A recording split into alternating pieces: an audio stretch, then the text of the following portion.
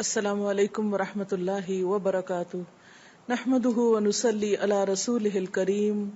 اما بعد فاعوذ باللہ من الشیطان الرجیم بسم اللہ الرحمن الرحیم رب اشرح لی صدری ویسر لی امری واحلل عقدۃ من لسانی یفقهوا قولی عن ابی ہریرہ عن رسول اللہ صلی اللہ علیہ وسلم قال ما نقصت صدقة من مال وما زاد الله عبدا بعفو إلا عزا وما توادى أحد لله إلا رفعه الله رواہ مسلم۔ سیدنا ابو ہریرہ رضی اللہ تعالی عنہ سے روایت ہے کہ رسول اللہ صلی اللہ علیہ وسلم نے فرمایا، صدقہ مال کو کم نہیں کرتا، اور جو معاف کر دیتا ہے اللہ تعالیٰ اس کی عزت بڑھاتا ہے، اور جو اللہ تعالیٰ کے لیے تواضع اختیار کرتا ہے اللہ تعالیٰ اسے بلندی عطا فرماتا ہے۔ اس حدیث کو مسلم نے روایت کیا ہے۔ ہم دیکھتے ہیں کہ اس حدیث میں 3 باتوں کا ذکر کیا گیا ہے۔ نمبر 1 صدقہ کرنا، نمبر 2 معاف کرنا، نمبر 3 تواضع اختیار کرنا۔ پہلی بات جو فرمائی گئی وہ ہے ما نقصت صدقۃ من مال،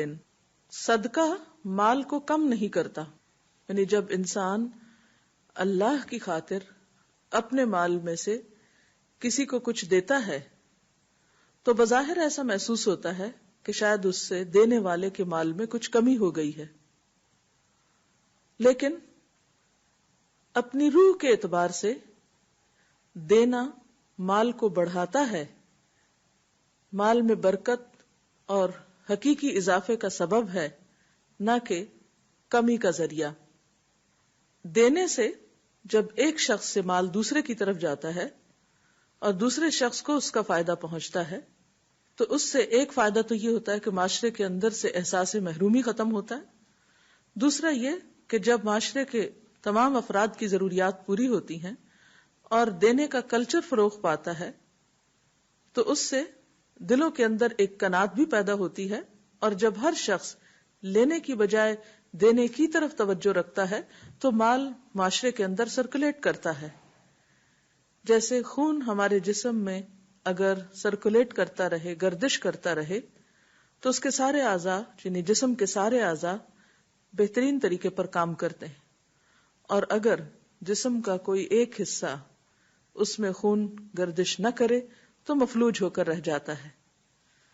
اس سے جسم کی کارکردگی متاثر ہوتی ہے، یعنی مجموعی کارکردگی متاثر ہوتی ہے۔ اسی طرح جب مال معاشرے کے ایک مخصوص طبقے تک محدود ہو جاتا ہے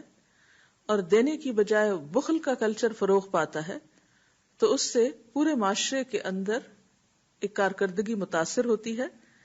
اور مال کی صحیح سرکولیشن یا دولت کی گردش کے نہ ہونے کی وجہ سے معاشرے کے کچھ افراد معطل ہو کر رہ جاتے ہیں، وہ نان پروڈکٹیو ہو جاتے ہیں، یعنی ان سے آگے مزید کسی قسم کے بہتر کام کی توقع نہیں کی جا سکتی۔ اس کے برعکس وہ اپنی ضروریات پورا کرنے کے لیے بعض اوقات دھوکے فریب اور چوری ڈاکے سے کام لیتے ہیں اور دوسروں سے زبردستی مال چھیننے کی کوشش کرتے ہیں، اور اس سے جو کلچر فروغ پاتا ہے یا جو احساسات معاشرے کے اندر پیدا ہوتے ہیں وہ ترقی کا باعث نہیں بنتے، تنزل کا باعث بنتے ہیں۔ تو یہاں پر بطور خاص یہ بات سمجھائی جا رہی ہے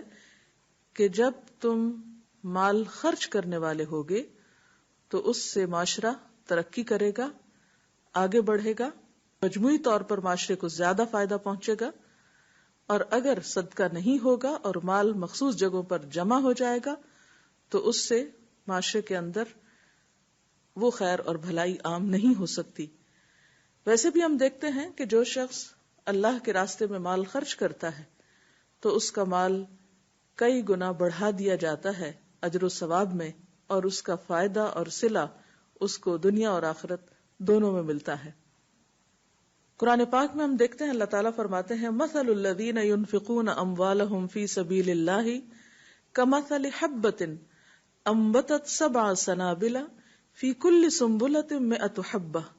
واللہ یضاعف لمن یشاء۔ جو لوگ اپنے مال اللہ کی راہ میں خرچ کرتے ہیں ان کے خرچ کی مثال ایسی ہے جیسے ایک دانہ بویا جائے اور اس سے 7 بالیں نکلے اور ہر بال میں 100 دانے ہوں، اور اس طرح اللہ جس کے عمل کو چاہتا ہے افزائش عطا فرماتا ہے، یعنی بڑھا دیتا ہے، وہ فراخ دست بھی ہے اور علم والا بھی ہے۔ تو گویا ایک دانہ 700 دانوں میں تبدیل ہو گیا۔ اسی طرح اللہ کی راہ میں خرچ کیا ہوا 1 روپیہ انسان کے لیے جزا اور بدلے کے اعتبار سے 700 گنا اور اس سے بھی زیادہ میں تبدیل ہو جاتا ہے۔ اور اگرچہ یہ بظاہر آخرت کے اعتبار سے فائدہ بتایا گیا ہے، لیکن حقیقت میں صدقہ کرنے سے اور دوسروں پر مال خرچ کرنے سے اس کے فوائد دنیا میں بھی ایک معاشرے کے اندر دیکھے جا سکتے ہیں۔ اسی طرح آپ صلی اللہ علیہ وسلم نے یہ بھی فرمایا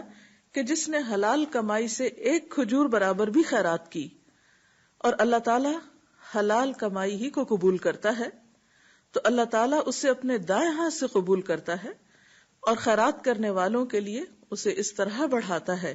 جیسے تم میں سے کوئی اپنے بچھیرے کی پرورش کرتا ہے، یہاں تک کہ وہ 1 لقمہ احد پہاڑ برابر ہو جاتا ہے۔ یعنی جو مال انسان صدقہ کرتا ہے وہ بظاہر کم ہوتا نظر آتا ہے، لیکن اللہ سبحانہ و تعالیٰ کے ہاں وہ اس طرح بڑھتا ہے جیسے گھوڑے کا بچہ اگر اس کی پرورش کی جائے تو ایک مضبوط گھوڑے کی شکل اختیار کر لیتا ہے، اسی طرح 1 لقمہ نہیں رہتا، اجر و ثواب کے اعتبار سے اللہ کے ہاں ایک پہاڑ برابر ہو جاتا ہے۔ تو یہ خرچ کرنے کے فائدے بتائے جا رہے ہیں۔ اسی طرح ایک اور حدیث قدسی میں آتا ہے، اللہ کے رسول صلی اللہ علیہ وسلم نے فرمایا کہ اللہ تعالیٰ فرماتے ہیں، انفق یا ابن آدم ينفق علیک، اے ابن آدم تم خرچ کرو، تم پر بھی خرچ کیا جائے گا، یعنی تم دینے والے بنو تو تمہیں بھی دیا جائے گا، کیونکہ اگر تم نے روک لیا تو تم سے بھی روک لیا جائے گا۔ اور جو شخص دیتا نہیں اس سے اگر مال روک لیا جاتا ہے تو مال میں اضافہ تو نہ ہوا، یعنی دینے سے بظاہر کمی نظر آتی ہے، لیکن دینے والے کو جب اس کے صلے میں اور ملتا ہے تو حقیقت میں اضافے کا ہی سبب بنتا ہے۔ جیسے ایک جگہ پر قرآن پاک میں اور آتا ہے کہ جو بھی تم خرچ کرتے ہو اللہ تعالیٰ اس کے پیچھے اور لے آتا ہے، یعنی تمہیں کمی آنے نہیں دیتا۔ وقتی طور پر اگر ایک چیز تمہارے ہاتھ سے گئی اور اس سے زیادہ تمہیں بدلے میں دے دی گئی دنیا میں بھی تو کم تو نہ ہوا، لیکن اگر ایک شخص روکتا ہے اور اس سے روک لیا جاتا ہے، جیسے کہ حضرت اسماء رضی اللہ تعالی عنہا سے آپ صلی اللہ علیہ وسلم نے فرمایا تھا، لا تو کی فیوکا علیہ کی، کہ تم روکو مت ورنہ تم سے روک لیا جائے گا۔ وکا کہتے ہیں تھیلی کے اس دھاگے کو کہ جس سے تھیلی کا منہ بند کیا جاتا ہے، فرمایا کہ تم اس سے تھیلی، پہلے زمانے میں آپ جانتے ہیں کہ پرس یا بیگ وغیرہ نہیں ہوا کرتے تھے، کپڑے کی تھیلیاں عموماً ایسی چیزیں رکھنے کے لیے بنائی جاتی تھی، تسمے سے یا اس ڈوری سے منہ باندھ دیا جاتا تھا۔ تو فرمایا کہ اس تھیلی کا منہ ڈوری سے باندھ کے مت رکھو ورنہ اللہ تعالیٰ کی طرف سے تم پر رزق باندھ دیا جائے گا۔ دینے والوں کو اللہ تعالیٰ اور دیتا ہے، روکنے والوں کا اللہ تعالیٰ روک دیتا ہے۔ دوسری بات جو اس حدیث میں فرمائی گئی وہ ہے کہ جو شخص دوسروں کو معاف کر دیتا ہے اللہ تعالیٰ اس کی عزت میں اضافہ فرماتا ہے۔ جب کوئی شخص ہمارے ساتھ زیادتی کرتا ہے تو ہمارا دل چاہتا ہے کہ ہم بھی اس کو سزا دیں یا بدلہ لیں، اور حقیقت یہ ہے کہ جب انسان کو کوئی تکلیف پہنچتی ہے، کسی سے کچھ دکھ پہنچتا ہے، تو اس کا یہ ری ایکشن یا اس کا جو جوابی رویہ ہے اس سے متوقع ہوتا ہے کہ اب اسے ویسا ہی بدلہ دیا جائے گا جیسے اس کے ساتھ معاملہ کیا گیا۔ تو ایسے موقع پر کیا تلقین کی گئی کہ بہتر یہ ہے کہ معاف کر دیا جائے، اور جو شخص کسی کا قصور معاف کر دیتا ہے اللہ تعالیٰ اس کی عزت میں اضافہ کرتا ہے۔ عموماً ہم سمجھتے ہیں کہ اگر ہم کسی کو معاف کر دیں گے تو وہ ہمارے سر پہ چڑھ جائے گا اور وہ آئندہ کے لیے اور زیادہ شیر ہو جائے گا، لیکن یہ اصول بظاہر درست نظر آتا ہے، لیکن حقیقت یہ ہے کہ معاف کرنے سے انسان کا وقار اور مرتبہ جس طرح بلند ہوتا ہے وہ بدلہ لینے سے نہیں، اگرچہ بدلہ لینے کی اجازت ہے۔ قرآن پاک میں اللہ تعالیٰ فرماتے ہیں اہل ایمان کی صفت کے طور پر وَإِذَا مَا غَضِبُوا هُمْ يَغْفِرُونَ، کہ جب وہ غضبناک ہوتے ہیں،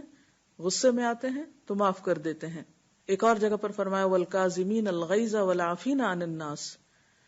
کہ اللہ کے محبوب بندے کون ہوتے ہیں؟ جو غصے کو پی جانے والے ہوتے ہیں اور لوگوں کے قصور معاف کر دینے والے ہوتے ہیں۔ یعنی ایک چیز یہ ہے کہ انسان ناگواری کا اظہار نہ کرے، اور دوسرا یہ ہے کہ دوسروں کے قصور کو معاف کرتے ہوئے ان کے ساتھ اچھا سلوک جاری رکھے۔ سورۃ الشورى میں فرمایا وَجَزَاءُ سَيِّئَةٍ سَيِّئَةٌ مِثْلُهَا فَمَنْ عَفَا وَأَصْلَحَ فَأَجْرُهُ عَلَى اللَّهِ إِنَّهُ لَا يُحِبُّ الظَّالِمِينَ کہ برائی کا بدلہ برائی ہے اسی کی مانند، یعنی اتنا بدلہ لیا جا سکتا ہے جتنا کسی کا قصور ہو یا جتنا کوئی ظلم کرے،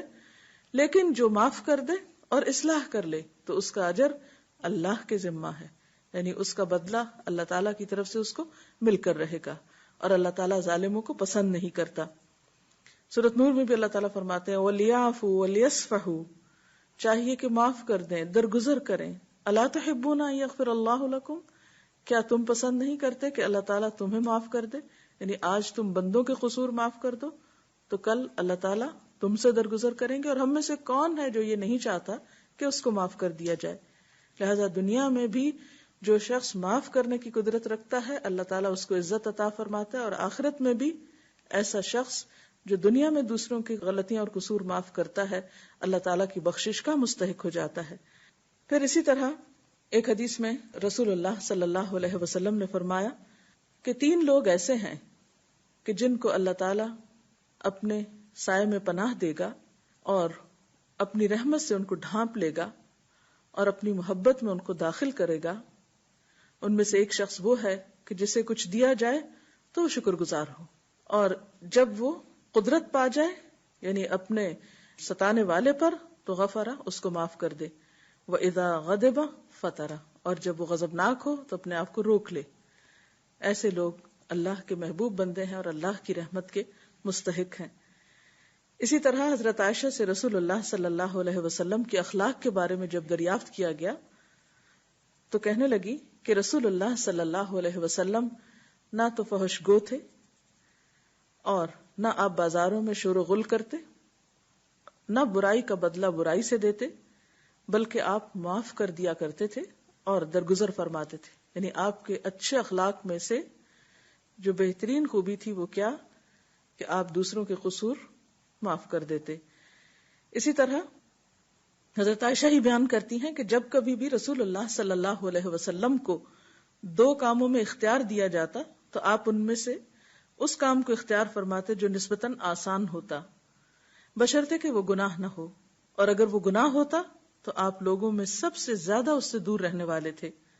اور رسول اللہ صلی اللہ علیہ وسلم نے اپنی ذات کے لیے کبھی کسی سے انتقام نہ لیا۔ ہاں اگر اللہ تعالیٰ کی کسی حرمت کو توڑا جاتا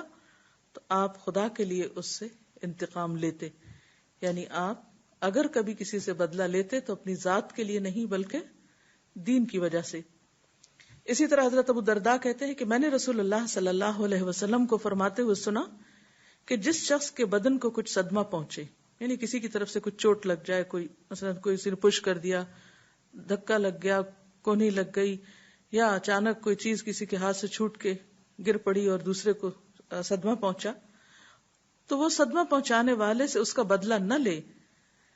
بلکہ اسے معاف کر دے تو اللہ تعالیٰ اس کے باعث یعنی اس کی اس معاف کرنے کی وجہ سے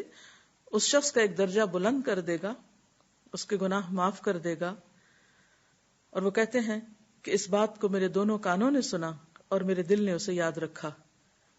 یعنی ایسے شخص کے لیے درگزر کا وعدہ ہے۔ تیسری چیز جو اس حدیث میں بیان کی گئی وہ ہے تواضع اختیار کرنا، یعنی عاجزی اختیار کرنا، کہ وما تواضع احد للہ الا رفعہ اللہ، کہ کوئی شخص جو اللہ کے لیے تواضع اختیار کرتا ہے اللہ تعالیٰ اس کو بلندی عطا کرتا ہے۔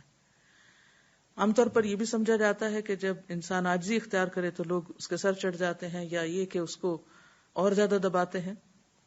اس لیے بہتر ہے کہ انسان دوسروں کے ساتھ برابری کا معاملہ کرے یا ایسا رویہ اختیار کرے کہ کسی کی جرت نہ ہو کوئی بھی زیادتی کرنے کی۔ تو یہ فلسفہ بھی اس حدیث کی روح سے درست نہیں، کیونکہ عاجزی اور انکساری اللہ تعالیٰ کو اپنے بندوں میں پسند ہے، اور جو شخص تکبر کا مقابلہ عاجزی کے ساتھ کرتا ہے بظاہر دیکھنے میں وہ کمزور نظر آتا ہے، لیکن حقیقت ہے کہ اس کا مقام اور مرتبہ اور محبت اس کے لیے لوگوں کے دلوں میں زیادہ ہوتی ہے بنسبت اس شخص کے جو اپنے آپ کو بڑی چیز سمجھے اور خود کو دوسروں پر مسلط کرے. قرآن پاک میں رسول اللہ صلی اللہ علیہ وسلم کے لیے فرمایا گیا کہ وَخْفِضْ جَنَاحَكَ لِمَنِ اتَّبَعَكَ مِنَ الْمُؤْمِنِينَ، کہ آپ مومنوں میں سے ان کے لیے جو آپ کی پیروی اختیار کیے ہوئے ہیں اپنے بازو جھکا کر رکھیے، یعنی عاجزی اختیار کیجئے. پھر اسی طرح آپ صلی اللہ علیہ وسلم نے یہ بھی فرمایا من تواضع لأخیہ المسلم رفعہ اللہ، جو اپنے مسلمان بھائی کے لیے عاجزی اختیار کرے گا، تواضع اختیار کرے گا، اللہ تعالیٰ اس کو بلندی عطا کرے گا. ایک اور روایت میں آپ نے فرمایا کہ اللہ تعالیٰ نے میری طرف وحی بھیجی ہے کہ بندے آپس میں تواضع اختیار کریں، حتیٰ کہ کوئی کسی پر فخر نہ کرے، یعنی مال یا حسب نسب یا کسی بھی اعتبار سے کوئی کسی پر اپنی بڑائی نہ جتائے اور نہ ہی کوئی کسی پر زیادتی کرے. آپ صلی اللہ علیہ وسلم خود بھی تواضع کا نمونہ تھے. آپ کی تواضع صرف ان لوگوں کے لیے نہیں تھی جو بہت سمجھدار تھے یا جن کا کچھ مقام تھا معاشرے کے اندر، ان کے لیے بھی آپ انتہائی ہمبل اور مہربانی کا معاملہ کرنے والے تھے کہ جو معاشرے کے پسے ہوئے افراد تھے یا جن کی بظاہر کوئی سے نہ تھی. اسی طرح آپ صلی اللہ علیہ وسلم جب بچوں کے پاس سے گزرتے تو ان کو خود سلام کرتے، ان کے ساتھ مہربانی اور شفقت کا سلوک کیا کرتے تھے. اسی طرح جب آپ اپنے گھر میں ہوتے تو گھر کے کام کاج میں بھی آپ ہاتھ بٹاتے.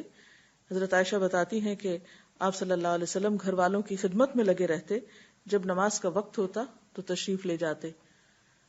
تو بہرحال مجموعی طور پر یہ حدیث ہمارے اندر بہترین اخلاق کی ضامن ہے اگر ہم اس پر عمل کریں. سب سے پہلی چیز یہ کہ دینے سے مال کم نہیں ہوتا، دوسری چیز یہ کہ معاف کرنے سے اللہ تعالیٰ عزت بڑھاتا ہے، اور تیسری چیز یہ کہ تواضع اور عاجزی اختیار کرنا انسان کی بلندی کا ذریعہ بنتا ہے. اس سلسلے میں اگر آپ کے ذہن میں مزید کوئی سوال ہو تو آپ کر سکتے ہیں. جی، اس حدیث میں جیسا کہ ہمیں صدقہ کرنے کا حکم ملتا ہے تو تھوڑا سا اس بات کی وضاحت کر دیجئے کہ صدقے کی لیمیٹیشنز کیا ہیں، کوئی شخص کس حد تک صدقہ کر سکتا ہے؟ جی، قرآن پاک میں بھی اس کے بارے میں ایک آیت میں آتا ہے کہ یسألونک ماذا ینفقون، لوگ آپ سے پوچھتے ہیں کہ وہ کیا صدقہ کریں، کیا خرچ کریں. قل العفو، آپ کہہ دیجئے کہ جو ضرورت سے زائد ہو. تو یہ آیت ہمیں ایک بہترین طریقے سے ہماری رہنمائی کرتی ہے کہ ہم کتنا صدقہ کریں یا کیا چیز صدقہ کریں. اس میں سب سے پہلی بات تو یہ ہے کہ انسان اپنی ذاتی ضروریات کو دیکھے، پھر ان لوگوں کی ضروریات کو دیکھے جو اس پر ڈیپینڈ کرتے ہیں، کیونکہ آپ صلی اللہ علیہ وسلم نے فرمایا وَابْدَأْ بِمَنْ تَعُولُ، ان سے ابتدا کرو جن کی کفالت تمہارے ذمہ ہے. پھر اس کے بعد ایک حصہ انسان دوسروں پر بھی خرچ کرے. یعنی آپ یوں سمجھیں کہ اپنی ذات اور اپنے گھر والوں سے ابتدا کرتے ہوئے انسان اس سلسلے کو آگے بڑھا سکتا ہے، پھر اپنے رشتہ داروں کو، پھر ہمسایوں کو، پھر جو اس کے سامنے ضرورت مند لوگ ہوں، اور پھر اس کے بعد دائرہ وسیع سے وسیع تر ہو سکتا ہے. ہر انسان کی اپنی لمٹس ہوتی ہیں، لیکن یہ ہمیں کہیں بھی نہیں کہا گیا کہ خود فاقہ کاٹ کر اپنے گھر والوں کو بھوکا رکھ کر انسان سب کچھ صرف باہر والوں پہ خرچ کر دے. ہر معاملے میں اعتدال زیادہ بہتر ہے. حدیث میں آتا ہے خیر الامور اوسطها،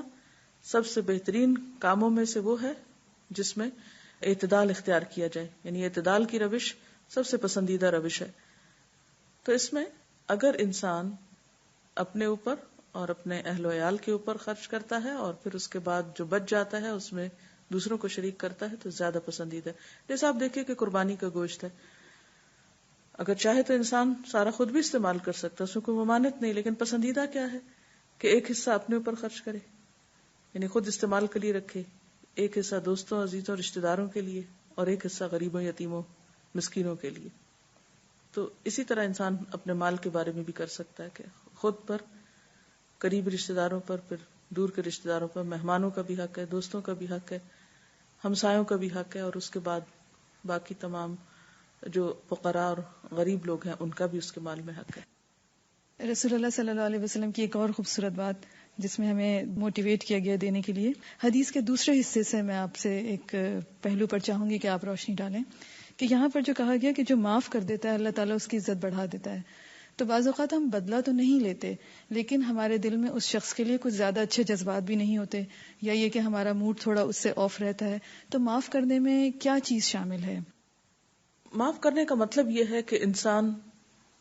اس شخص کے ساتھ جواباً وہ سلوک نہ کرے جو اس نے ہمارے ساتھ کیا ہے. پھر دوسری بات یہ کہ اس کی برائیاں ادھر ادھر نہ کرتا پھرے. تیسری بات یہ ہے کہ بدلہ نہ لے اس سے. تو یہ تمام چیزیں معاف کرنے میں آتی ہیں. جہاں تک دل کے احساسات اور جذبات کا تعلق تو قدرتی بات ہے کہ جو ہمارے ساتھ اچھا نہ کرے اس کے ساتھ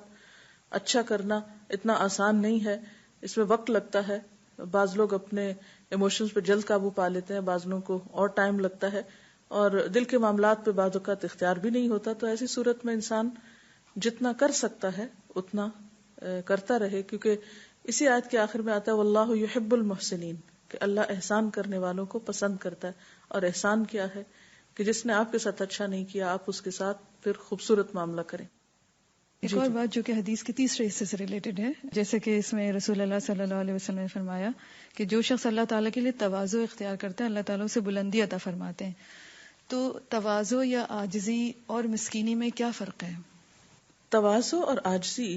انسان کی سیلف ریسپیکٹ کو ختم نہیں کرتی، لیکن بنیادی طور پر اس میں جو بات آتی ہے وہ یہ کہ انسان دوسرے پر چڑھائی نہیں کرتا، یا دوسرے کو دبا کے نہیں رکھتا، یا دوسرے کو حقیر نہیں سمجھتا. اور مسکینی یہ ہے کہ انسان بلا وجہ اپنے آپ کو کمزور ظاہر کرے. تو کمزور ظاہر کرنا بھی مراد نہیں یہاں، اور دوسرے کے اوپر اپنا رعب جمانا بھی مقصود نہیں. مراد یہ ہے کہ انسان ایک معاملہ کرتے ہوئے ایک شریفانہ معاملہ کرے اور ان دو انتہاؤں کے بیچ میں اعتدال میں رہے، آسان طریقے سے اچھے اخلاق کے ساتھ اپنے رویے، اپنی گفتگو، اپنی آواز، اپنے طور طریقے میں دوسرے کے ساتھ ایک شریفانہ معاملہ اختیار کرے، نہ تو دوسرے کے سامنے ذلیل پڑ جائے اور نہ ہی دوسرے کے سامنے تکبر اور ہٹ درمی کا مظاہرہ کرے. تواضع کے سلسلے میں میرے ذہن میں حضرت عمر رضی اللہ تعالی عنہ کا کردار آ رہا تھا کہ خلیفہ وقت ہوتے ہوئے، اتھارٹی رکھتے ہوئے، اور پھر ایک بہترین پرسنالٹی جو ان کی نظر آتی ہے، اس کے باوجود وہ ایک تواضع بھی اختیار کرنے والے تھے. کہ ایک شخص نے جب ان سے کہا تھا کہ اے عمر ڈرو اللہ سے، تو انہوں نے اپنا گال جو ہے وہ زمین پر رکھ دیا تھا. تو اس میں تھوڑا سا یہ پوچھنا چاہوں گی کہ تواضع کا مطلب یہی سمجھ میں آتا ہے کہ جیسے ایک ہمبلنس ہونی چاہیے انسان کے اندر، اتھارٹی رکھتے ہوئے پھر انسان جو ہے وہ عاجزی کا مظاہرہ کرے. کیا یہی اس سے مراد ہے؟ جی یہی اس سے مراد ہے کہ ایک انسان اس طرح کا رویہ دوسرے کے ساتھ رکھے کہ دوسرا کھل کر اپنی بات کر سکے. یعنی دو افراد کے درمیان معاملے میں کوئی دیوار حائل نہ ہو یا کمیونیکیشن گیپ نہ ہو. انسان دوسرے کو اپنی بات کنوے بھی کر سکے اور دوسرے کی سننے کا حوصلہ بھی ہو، اور آپس کا ایک خوبصورت تعلق بھی ہو. یعنی اس میں اگر دوسرا حق پر ہے تو اعتراف بھی ہو اس کی سچائی کا، دوسرے کی خوبی کا، یعنی دوسرے کو اپریشیٹ کرنے کا بھی حوصلہ ہو. اور جب انسان عدل اور انصاف سے کام لیتا ہے تو یقینی طور پر اس میں صرف اپنی ہی نہیں دوسروں کی بھی خوبی اور بھلائی نظر آتی ہے. اور پھر جب انسان اپنے سے زیادہ بہتر کسی کو دیکھتا ہے تو اس کا اعتراف بھی خوشی سے کر سکتا ہے. اسی کو بات کو تھوڑا سا اور مزید وضاحت آپ سے چاہنے کے لیے وہ یہ کہ سمجھ میں یہ آتا ہے کہ تواضع جو ہے it's not only the superficial kind of gestures, rather it is جو کہ دل کا معاملہ ہے، کہ دل آپ کا جو ہے وہ دوسروں کو اسپیس دینے میں تاکہ وہ بھی اپنی بات کہہ سکیں اور آپ اپنی بھی بات کہہ سکیں، کچھ اس طرح کا معاملہ سمجھ میں آتا ہے. تو کیا اس پر آپ روشنی ڈالیں گے کہ یہی ہے اس کا مطلب؟ یہی اس سے مراد ہے کہ انسان اپنی ذات سے دوسروں کو خوف زدہ نہ کرے یا دوسروں کو اپنے سے دور نہ کرے، یعنی ان کو قریب آنے سے نہ روکے. یعنی ایک حدود کے اندر، اعتدال کے اندر رہتے ہوئے اس طرح کا رویہ رکھے کہ جس میں بغیر کسی پیچیدگی کے نارمل طریقے سے انسان اپنی بات پہنچا بھی سکے اور دوسرے کی سن بھی سکے. اس کے ساتھ ہی ہمارے آج کے پروگرام کا وقت اپنے اختتام کو پہنچتا ہے. اجازت چاہتے ہیں. السلام علیکم ورحمۃ اللہ وبرکاتہ.